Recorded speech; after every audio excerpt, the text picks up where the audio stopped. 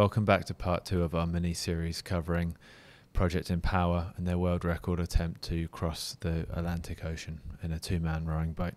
I'm here with my colleague Luke, who's head of our Applied Nutrition Department, and we're going to give you a breakdown of day 10, progress so far, and a little bit of the insight that we've started to get from the data that they've been sending. So welcome back, Luke, good to have you here. Yeah, thank you, Mike. So far we're 405 miles in, or 650 kilometres. Out of 3,000, which is about 13%. Progress has been, or appears to have been, pretty good so far, although we've had a few battles with weather. Perhaps pass over to you, Luke, to talk us through what we've found so far.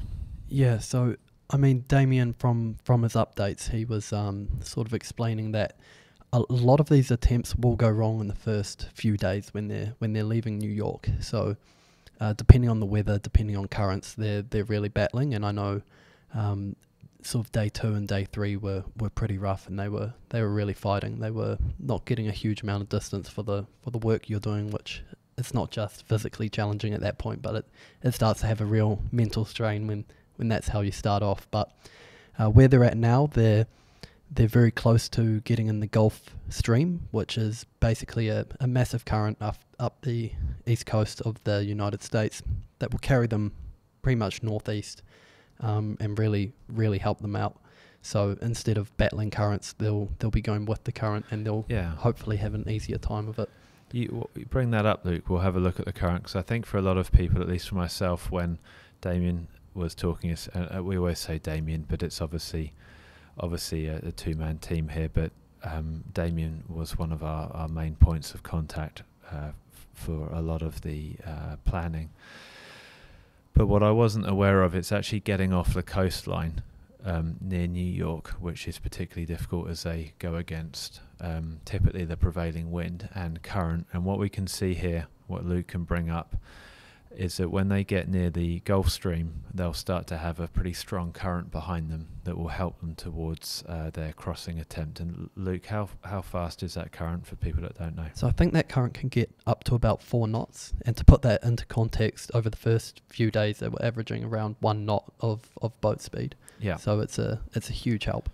And I think also some of the struggles that they've had so far is they've had headwinds and currents that have been stronger than their ability to actually row into it. So I think Damian was saying they had 19 hours rowing with virtually no distance gained at all, right? Yeah, that's right. And he posted an image using the smartwatch that we've given him to track some of this stuff. And I think in about 90 minutes he had moved just over a kilometre. And a great context for that is Damian on the erg. He's a bit of a machine. We spoke last time. I think he's broken the Irish record for the 500 metre on the erg, and on the 1,000 metre he's put down a time before of sub 3 minutes. So going from 3 minutes to about 90 minutes to move a similar distance, so that gives you an idea of just the difference in conditions there. With 2 people. With 2 people, yeah. Yeah. So we understand that as they get off the coastline, that was known to be a difficult part of the attempt.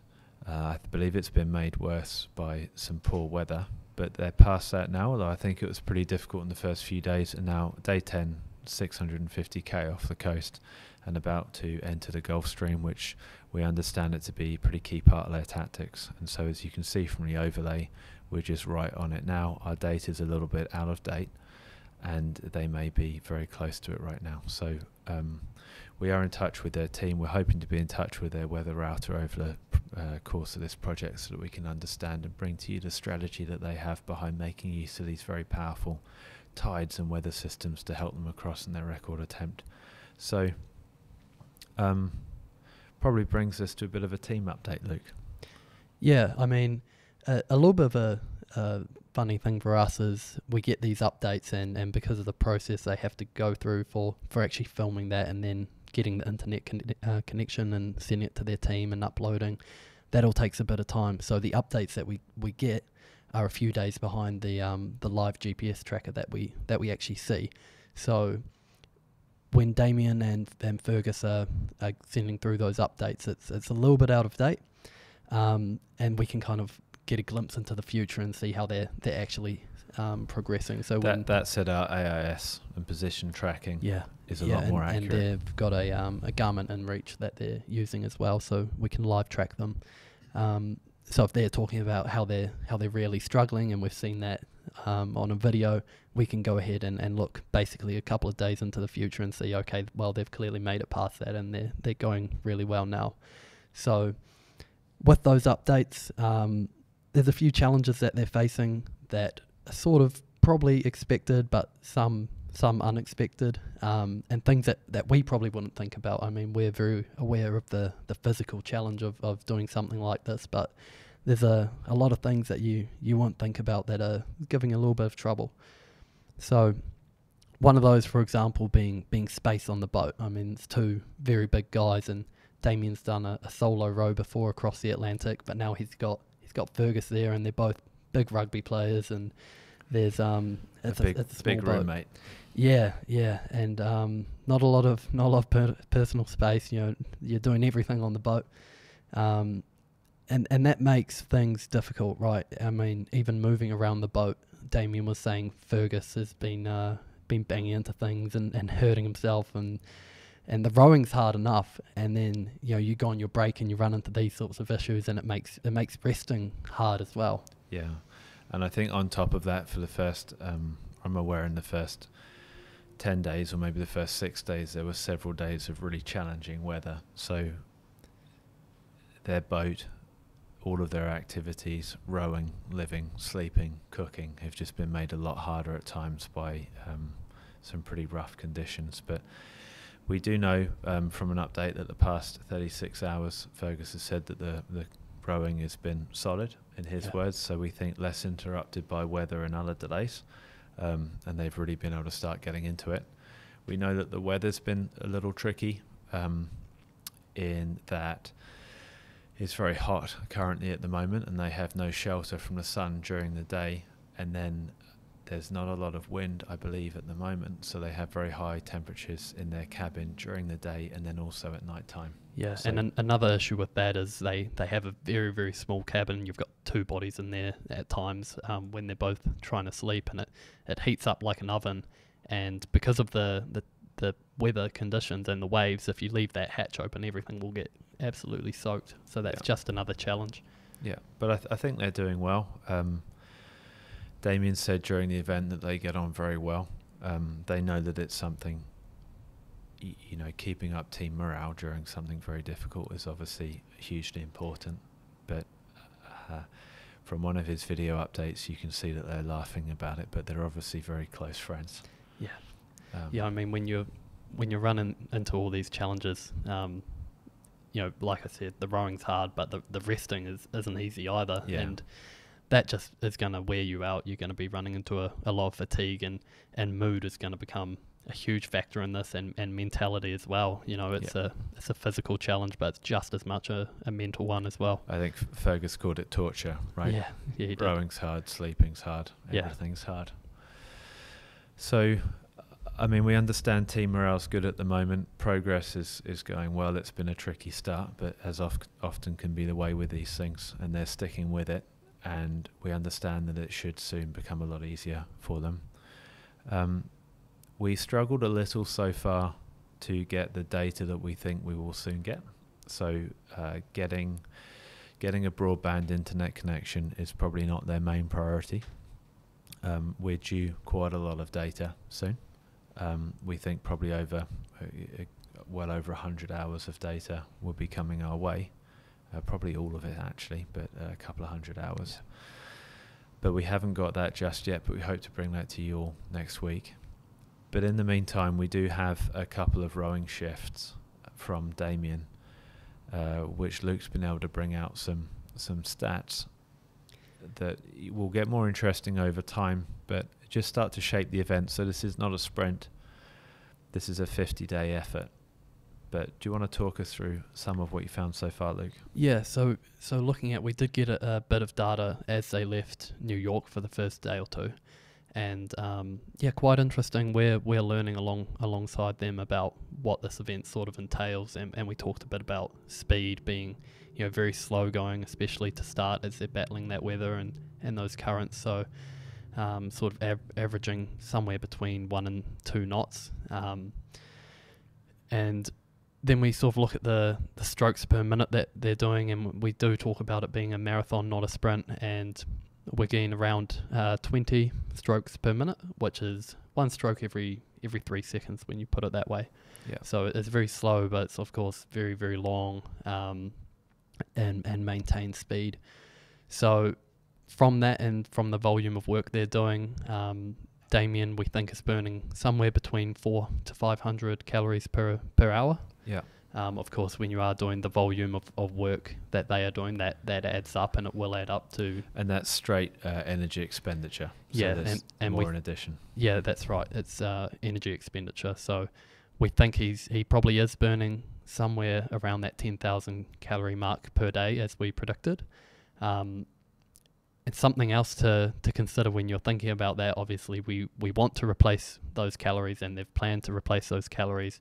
But I know appetite comes into that as well, and you see people on social media, they do 10,000 calorie challenges, and I mean, we're trying to do that every single day here. So it's not as easy as you would think.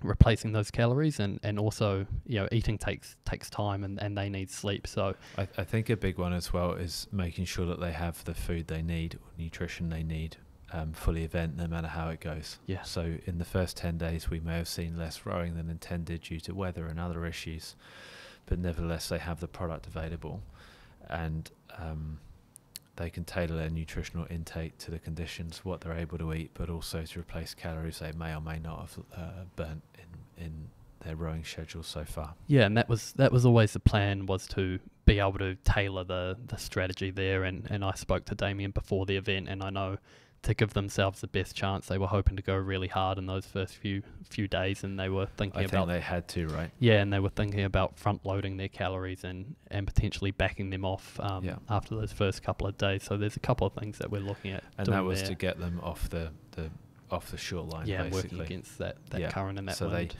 They knew the first days would be difficult, and it would have to be a sprint to get off the shoreline. I believe they're past that point, or soon passing that point now, as they get into a different current.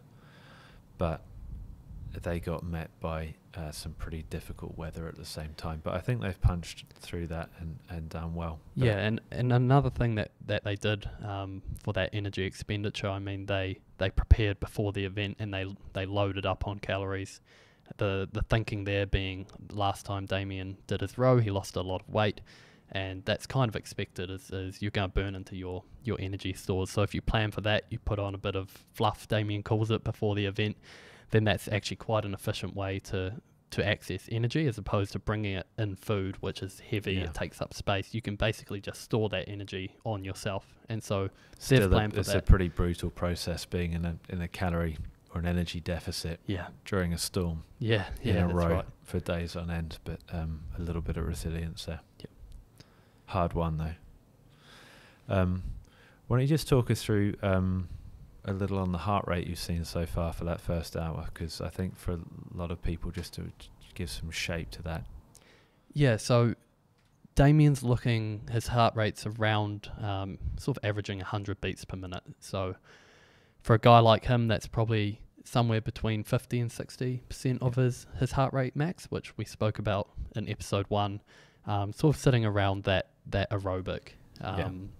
In the hour that we have from the data we have so far. So when we get a full data set back for the first 10 plus days, we're hoping to be able to pull out the easy from the hard and start to drill into that. So again, that varies a lot. His heart rate, it will go up and down depending on the work he's doing. I think his max heart rate, we've seen it in the 130s, approaching 140. So working a bit harder, but sometimes it will drop to 80. So it really does depend on the conditions, and we're quite interested to see in the past couple of days, it sounds like it's been a bit easier for them. The rowing's been steady going, so it'll be interesting to see if that data changes at all. Perfect. Okay. Well, that's great. And I think we will be talking through, well, as the project unfolds, we'll be bringing you more information. We're a little short on the data so far, but we should be due a good upload soon. and we're really looking forward to bringing all the insights that we can glean from that, just to try and show a little behind what it takes to do something this hard. We're obviously not ocean rowers ourselves, but from a physiological level, an athlete is an athlete, and I think it gives us a chance to see the performance required to undertake and excel at this world record challenge that they've undertaken. Yeah. So I mean, it's an awesome opportunity, not only for them but for us to learn from it and to see it's such an extreme. So it's really cool. Yeah, and we're really looking forward to. Well, I guess maybe just to expand on that a little bit. So what we'll do with the data and more data than we have now, we'll take that back and make sure that we're on track with the nutrition strategy that Damian has. We have the ability to adapt that as he goes. We have the ability to make sure that he's in an okay space strategy-wise. We're very keen to get feedback on how the products are performing so that we can make different recommendations during the event. And then as this goes, what we'll do is use this information to shape our current and future product development. So it is something that I think is always really interesting for me, is that people tend to think of calorie burn, energy expenditure, training, racing, and nutrition as quite isolated. But what you can see with Damian is it's a real fight to get the work done and the performance done that they require to stay on track with their goal, and how you can fit calories around that. And it's not so easy. It's one of the things that we do design the ultra range for, so that in a smaller amount of food, what you try and do is you try and get the increase the energy density of food, so that if someone can only eat a limited amount, we can get across more calories. And we typically also try and increase or fiddle with the macronutrient profile as well, to make sure that if that person is limited by how much food they can access, or how hard it is to have a meal during their event, we can make sure that they've got higher fat intake, higher protein intake, and that their body's supported, because there are a lot of other ways to get carbohydrate and sugar. It's not so easy to get in some of the fundamental elements of good nutrition. So we may be making some adjustments to our product, almost certainly we'll be making adjustments to our products based on this for future versions. Yeah, and it's case by case. All those factors, it completely depends on who you are and what you're doing. So Damian's a very interesting person to study and use as a case for that.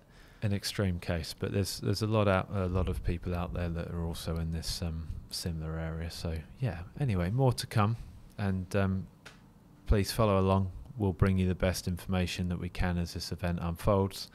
Please also make sure, if you're interested, follow Damian and Fergus's social media and their project page. They're doing great updates, and again, more to come. I understand that their broadband internet connection's a little tricky during the event, but they will get there. So yeah, thank you, Luke. Awesome. Thanks. Appreciate it.